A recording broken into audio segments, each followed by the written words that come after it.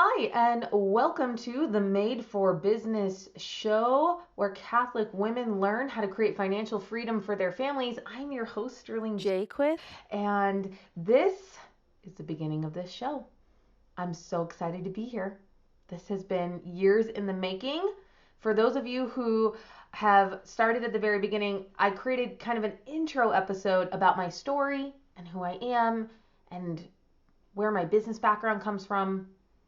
And you don't need to listen to that. This is really the first episode where I'm going to be teaching you how to find financial freedom for your family. So financial freedom means something different to all of us. It might mean that you make the majority of money for your household. It might mean that you make enough money to build up your investments on the side. So maybe your husband has a job that supports your day-to-day living, but you want to build up money so you can buy an investment property or put money away in a 401k. Maybe your money is going to be paying for private school, right? Financial freedom just means having enough money to choose. That's the freedom part. The freedom means we get to decide where our money goes. We want to get out of the place where we're living paycheck to paycheck and our bills and unexpected expenses are coming in and deciding what's happening with our money, right? We want to be able to create enough money that we get to choose. That's the freedom part. Okay. Now I work specifically with women who want to make at least six figures, multiple six figures, so that they can either retire their husbands or their husband can pursue a different career or an interest, right? And that isn't all of you. But I'm going to be mostly talking to women who are building companies like that. But you can use the skills that I teach in the show to build whatever level company you want. Okay, you can create the kind of financial freedom that you want. So maybe you're looking to just make $500 to $1,000 a month to pay for the things that you want, the fun things. Maybe you're like I was when I was just starting out, and it was perfectly fine for me just to make enough money to pay for my blogging and my podcasting and my book writing, right? It was an enjoyable thing that I did, and I made enough money that it kind of paid for that time and that work and the equipment, and I really enjoyed it, right? So you get to decide what financial freedom means to you. We are going to be talking about goal setting and particularly setting money goals later on in the show. But I just want you to know that God has put a dream on your heart. And I don't want you to be scared of that dream. I want you to listen to what he has to say. And if he's calling you to be the one that creates financial freedom for your family, I want you to lean in. I want you to listen. I want you to say, okay, Lord, that sounds really scary, but I'm here for it. I'm here to listen to what you have to say. So, the very first thing I want you to know, and the foundation of all of the work that I do, is that the only reason to be in business is because God has asked you. Okay? I'm not going to tell you what you should do. I don't know. I don't know how big of a business you should grow.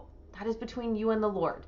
I know the mindset tools and the practical tools that you need to grow a big business, but it's between you and the Lord whether or not he's calling you to do that. And I want you to know that that should be the best thing you've ever heard, because if you have felt like God has placed a business on your heart, a ministry on your heart that you want to make money from, he's going to bless that. God fulfills the deepest desires of our hearts. So if you wake up in the morning thinking about business, he's probably calling you to be in business. And I don't mean to say that that's the most important thing to you, but I like what pops in our mind when we wake up and we're kind of laying in bed, and before all of our doubts and fears creep in, there's this moment, we get a few minutes where we just get to sit and dream with the Lord. Those are the things that tend to bubble up first thing in the morning. And I say this to my clients who are wondering whether they should have a baby or not. And I'm like, well, did you wake up thinking about having a baby? That's how you know, right? God gives us these desires and we don't have the same ones.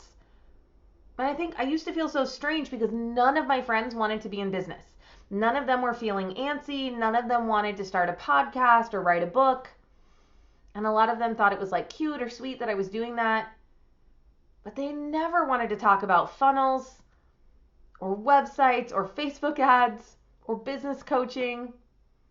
And so I thought I was really weird. I felt really left out. And I thought maybe I was doing life wrong. Like, oh, God gave me all these kids. Maybe I should be focusing on them and not focusing on a business. And I did try that a few times. A few times I tried to set it down and I was so unhappy. And now I know the Lord was unhappy. He was sitting there like, Sterling, I've given you so many gifts and so many talents, and I am calling you to this. You don't need to pay attention to what anybody else is doing. Listen to me. Look at me.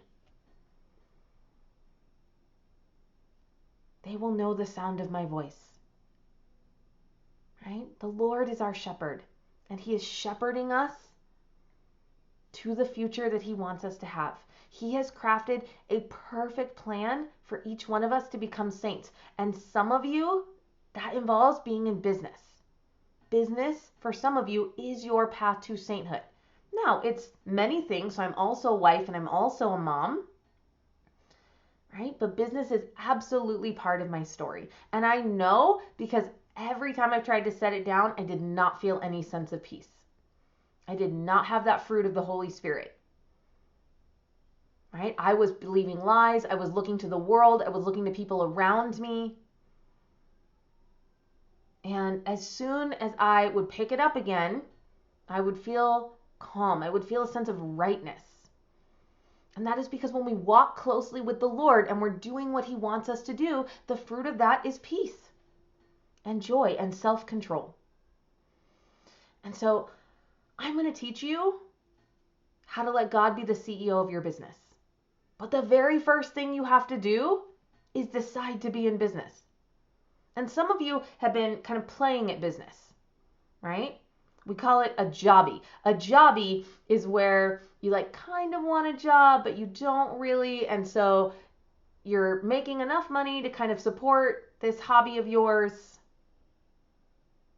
All right. And so it's not really profitable. It's not really giving you financial freedom. It's just paying for itself.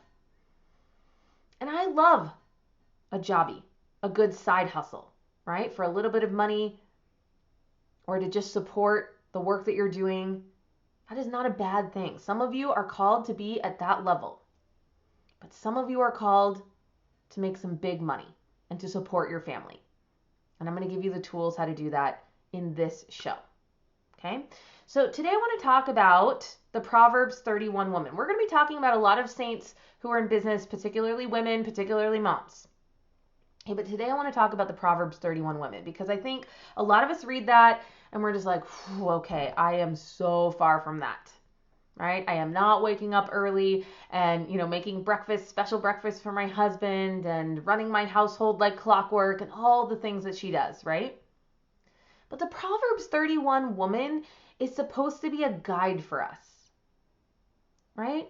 It's like we're going to spend our whole lifetime working towards becoming the Proverbs 31 woman. And I kind of think that God put all the different personality types in that one Proverbs 31 woman so we could see ourselves in her. So we could know that we could be like her. Okay? But I bet a lot of you haven't noticed that she was a businesswoman. Okay? And I love when I discovered this, it just made me so happy. Again, it just made me feel like, yeah, God calls some women to be in business. And when we do God's work, it is a holy thing. Right? It is our holiness to give glory back to God. He gave me 100% of my business talents. So I'm just using the things that He gave me to do the work that He is asking me to do. It is my holy work. Okay, so let's listen to the Proverbs 31 woman a little bit. I'm going to kind of start in the middle at verse 15. And it says, and she plans the day's work for her servant girls.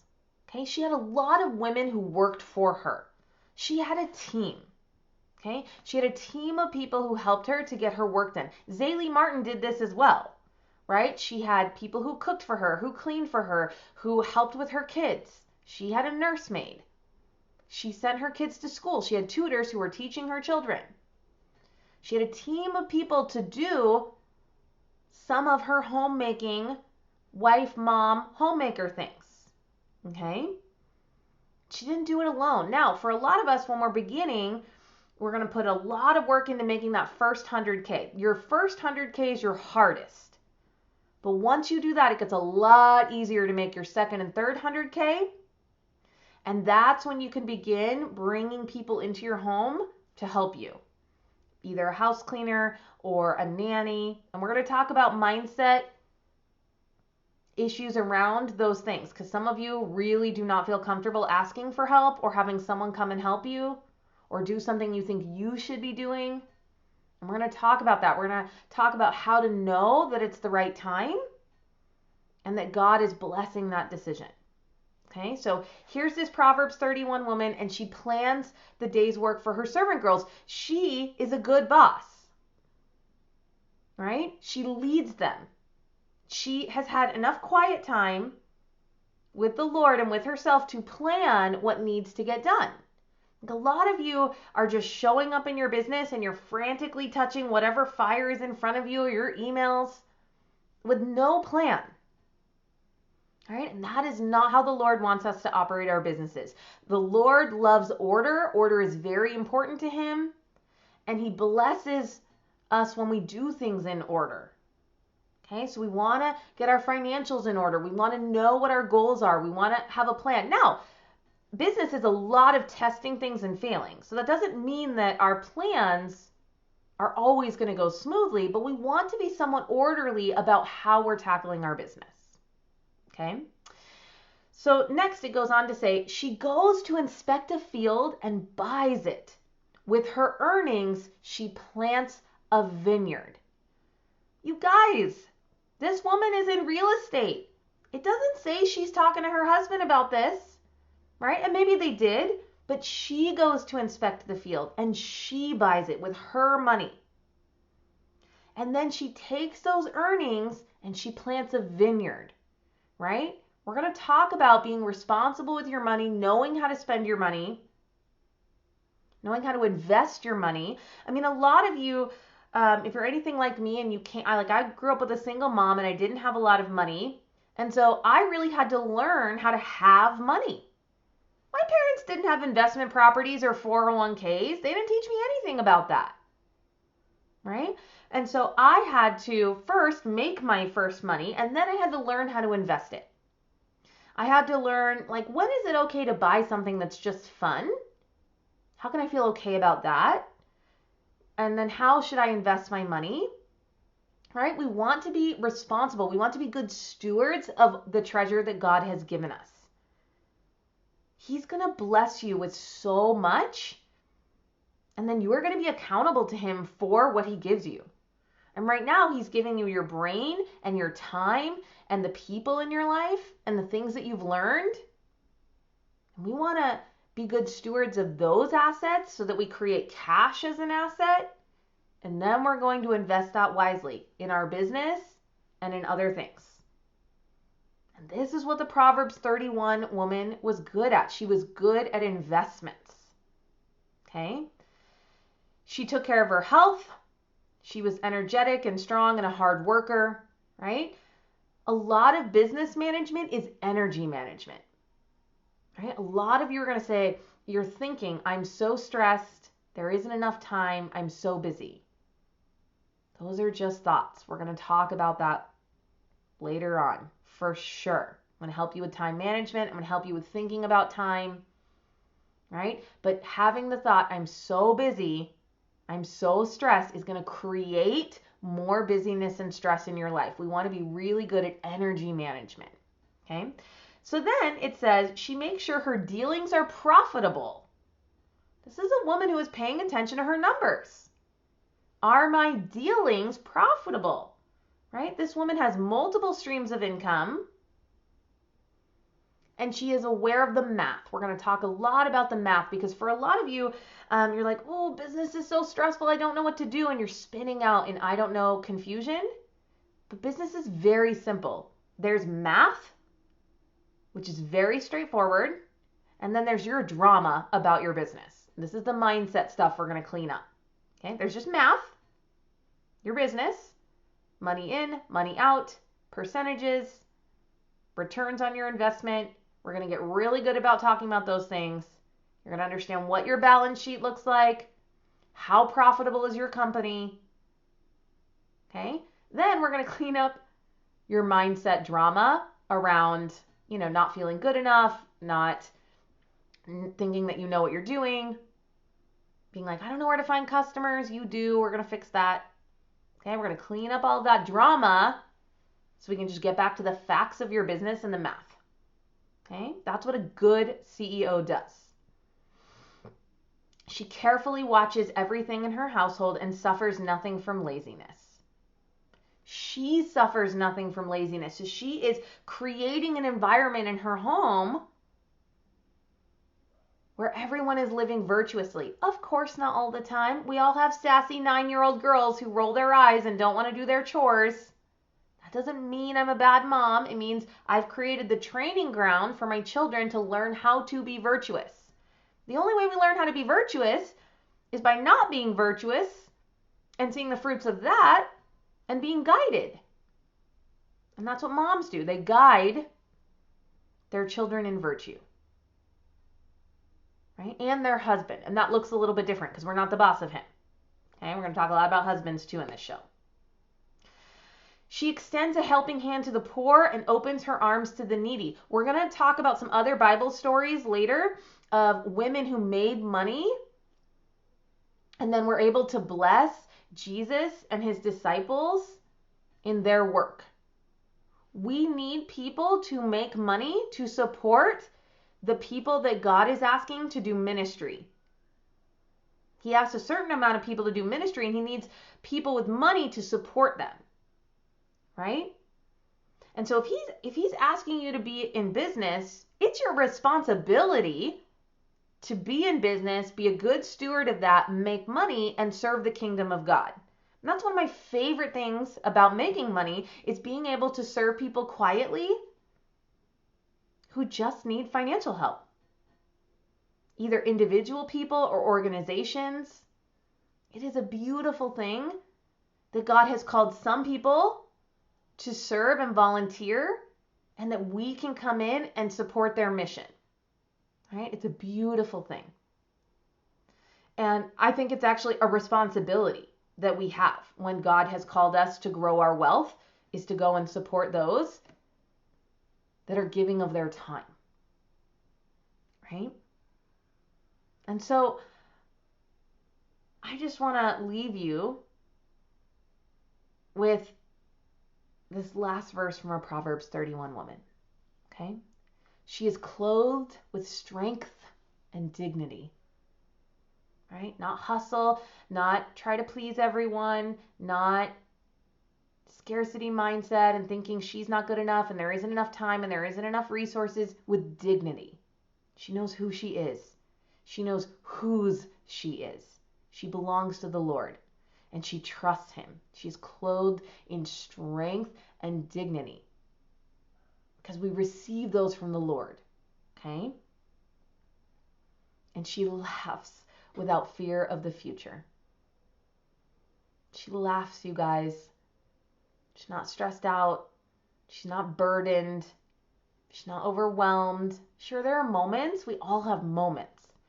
But in general, this is a woman who controls how she shows up in her life.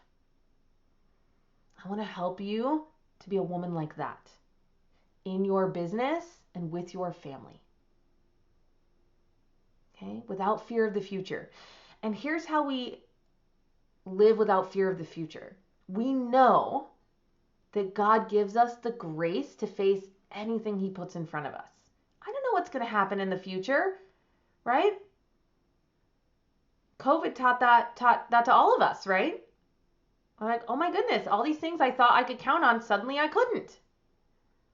We cannot control anything about the outside world or what happens to us. But the way that we go into the future with confidence and without fear is just knowing that God gives us exactly what we need for what he puts in front of us. God will not give you any grace for your imagined problems. And that's the work we're going to do together, right? I'm going to help you see the problems you're just imagining. He doesn't give us any grace for those. He only gives us grace for the challenges in front of us that he wants us to go through.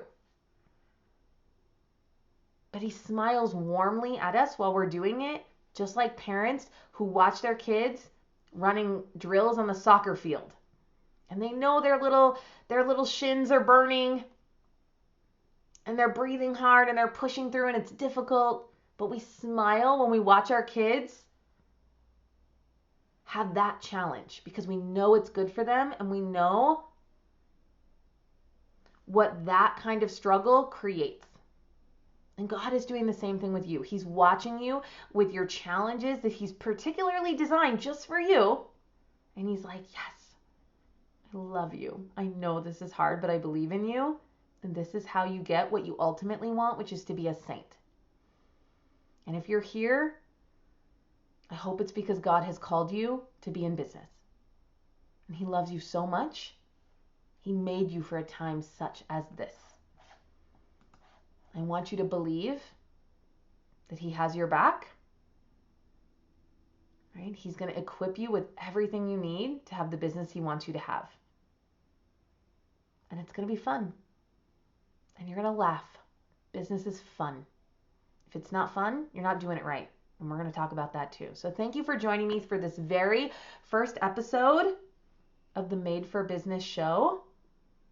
Thank you for spending this time with me. I'm praying for you. Have a blessed day.